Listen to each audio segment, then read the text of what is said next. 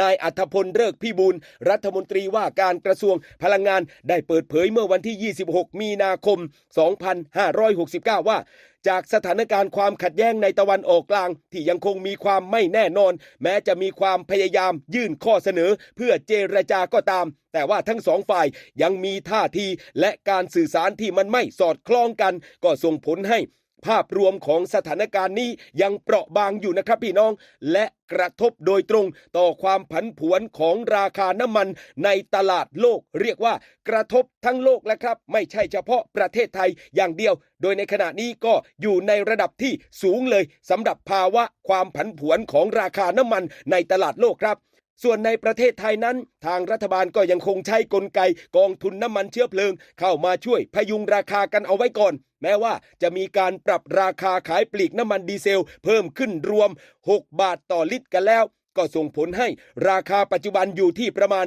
39 บาทต่อลิตรครับโดยหากเปรียบเทียบกับประเทศเพื่อนบ้านในอาเซียนก็พบแล้วครับว่าประเทศไทยนั้นยังมีราคาน้ำมันที่ต่ำกว่าหลายประเทศอย่างเช่นมาเลเซียตอนนี้อยู่ที่ประมาณ45 บาท 50 สตางค์ต่อลิตรกันแล้วทางเวียดนามอยู่ที่47 บาทต่อลิตรครับกัมพูชาอยู่ที่57 บาทต่อลิตรประเทศลาวอยู่ที่64 บาทต่อลิตรประเทศฟิลิปปินส์66 บาทต่อลิตรครับและประเทศสิงคโปร์อันนี้สูงสุดเลยครับในภูมิภาคนี้อยู่ที่ราว100 บาทต่อลิตรกันแล้วครับในขณะที่มีเพียงประเทศอินโดนีเซียและบรูไนเท่านั้นแหละครับที่ราคาต่ำกว่าประเทศไทยเพราะว่าอินโดนีเซียกับบรูไนนั้นเขามีทรัพยากรน้ำมันในดินในประเทศของเขาอยู่แล้วครับพี่น้องครับแต่ว่าอย่างไรก็ตามสถานะกองทุนน้ำมันเชื้อเพลิงยังคงตึงตัวโดยก่อนการปรับราคานั้นกองทุนได้อุดหนุนน้ำมันดีเซลในอัตรา19 บาทต่อลิตรและมีเงินไหลออกเฉลี่ยวันละประมาณ 1,700 ล้านบาทด้วยกันก็เลยทำให้ในปัจจุบันนั้นกองทุนติดลบอยู่ที่ประมาณ